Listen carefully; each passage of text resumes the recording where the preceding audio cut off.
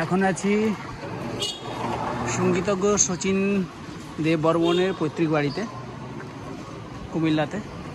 আর এই হলো ওনার পৈতৃক ভিটে।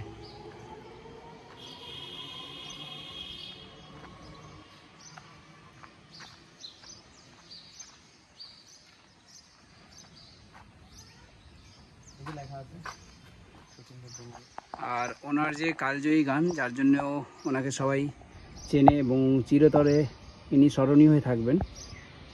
টাকডুম টাকডুম বাজাই আমি, টাকডুম টাকডুম বাজাই বাংলাদেশের ঢোল, এটাই এনারই গান। দুর্ভাগ্য আমি গান করতে পারি না। যাই হোক, কেউ তো থাকে না এটাতে, না এটা কেউ থাকে না এখন, শুধু মানে প্রথম হ্যাঁ জেলা প্রশাসন এটা করে আর কি রক্ষণাবেক্ষণ করে। আর এদিকে কাজী নজরুল ইসলাম কিন্তু এখানে গান শিখতেন অথবা গান চর্চা করতেন। হ্যাঁ, এই যে এখানে একটা ফলক আছে, এখানে লেখা আছে কাজী নজরুল ইসলাম।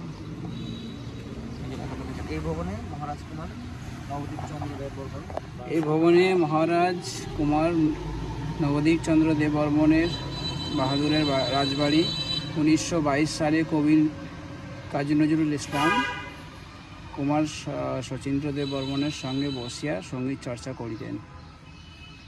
ওকে।